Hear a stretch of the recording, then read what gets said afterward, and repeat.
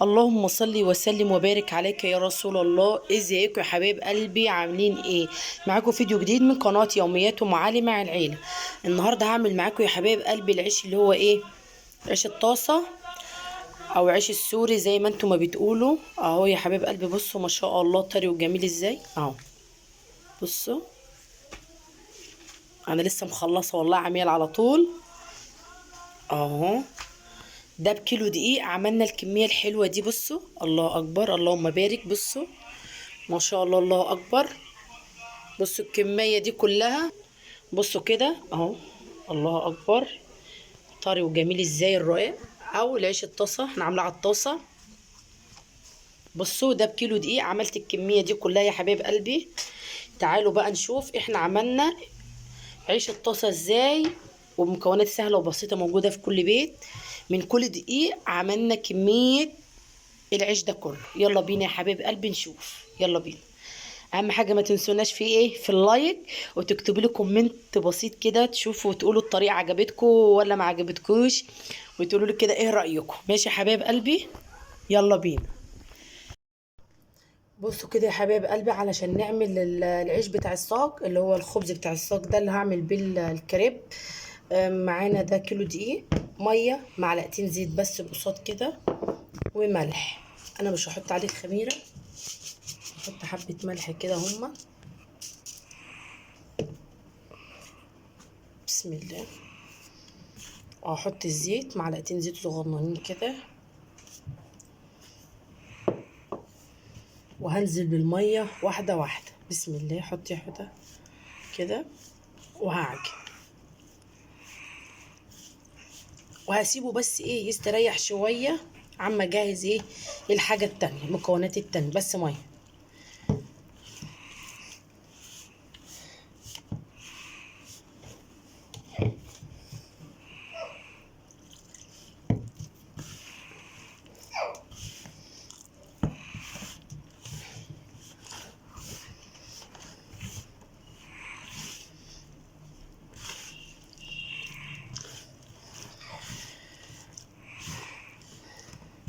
هبدأ بقى اجهز الحشو اللي انا هعمل بيه الخبز ده.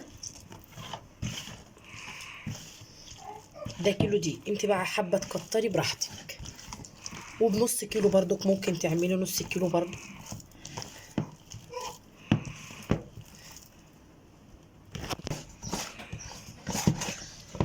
بصوا كده خلصت اهو العجينة اهو يا حبيب قلبي. بصوا بقت حلوة كده. هسيبها تستريح شوية كده وارجع لها تاني. وهنا العيش بتاعنا بعد ما استريح شوية اهو. بصوا كده، بسم الله الرحمن الرحيم.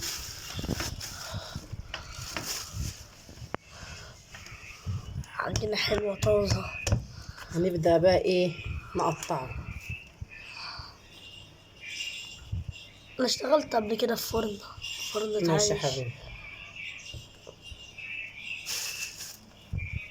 خلصوا الكمية كلها.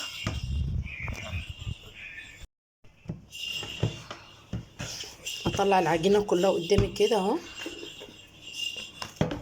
وابدأ بقى ايه اقطع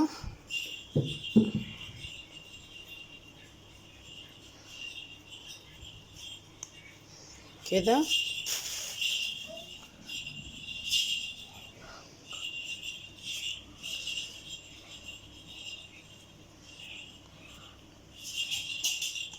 اقطعها كلها واوريها لكم. بصوا كده انا قطعت الكمية كلها اهي، وهفرد دي كده. بسم الله. وهبدأ ايه معايا الفرادة افرده بقى. حط على الفرادة دي حبة دقيق عشان ما تفرطش.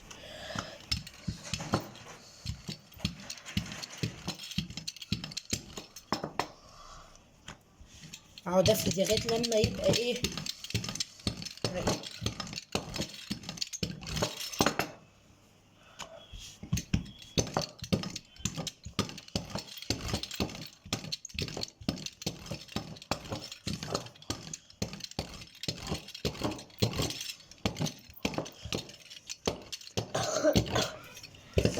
حاطه طاسه على النار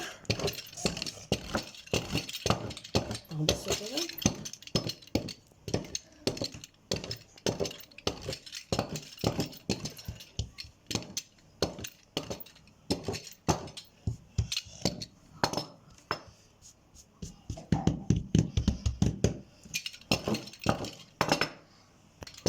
وكده، وبنعمله بالشكل ده.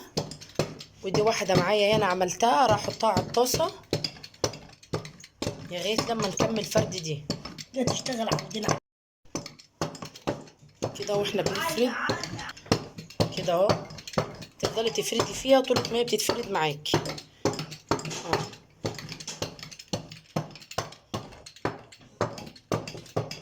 وكده انا حاطه الطاسه اهي على البوتاجاز.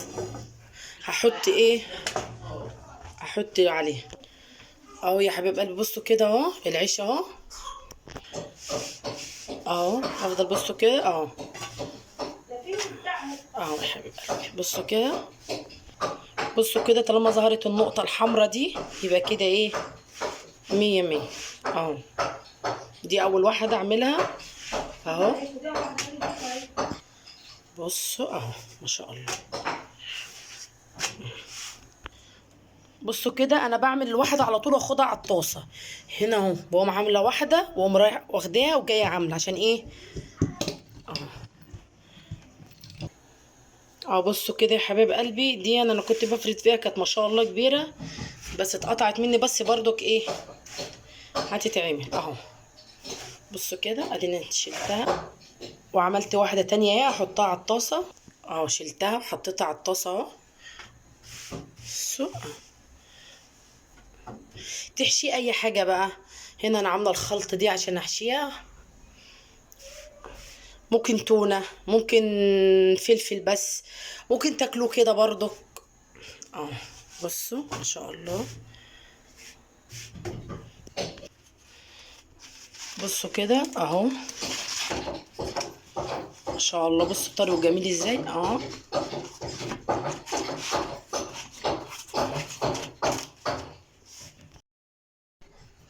بصوا كده الطويله دي عمايل ابن علي هو اللي عملها، فردها. بصوا عايزها طويله، بقول لي لفها لي كده اه ما شاء الله.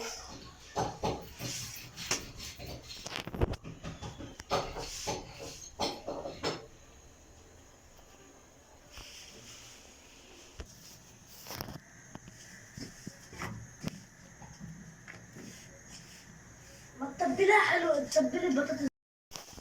بصوا كده اهو انا كده خلصت عمايل العيش اهو. ما شاء الله معايا كميه حلوه اهو من كيلو الدقيق. بصوا كيلو الدقيق ما شاء الله الله اكبر، ناطر معايا كميه عيش رهيبه اهو يا حبيب قلبي. ممكن تعمليه مدور، تعمليه طويل، زي ما انت عايز اهو. ما شاء الله الله اكبر، اللهم بارك. كميه عيش يا حبايب قلبي حلو. وكده اكون خلصت العيش بتاعنا يا حبايب قلبي. اروح بقى اعمل الشاورما للاولاد، والاولاد بصراحه ساعدوني وانا بعمل العيش، كنت انا بسوي وهم بيفردوا اهو. بصوا لو عجبكم بقى الفيديو بتاعنا والوصفه الخفيفه بتاعتنا لطريقه عملنا في العيش السوري او العيش الطاسه، ما تنسوناش في اللايك والاشتراك في قناه يوميات ام علي مع العيله يا حبايب قلبي. ما تنسوناش في اللايك بالله عليكم كده، تحط لنا لايك. كل اللي يشوف الفيديو حط لنا لايك كبير كده اه. بصوا ما شاء الله الله اكبر.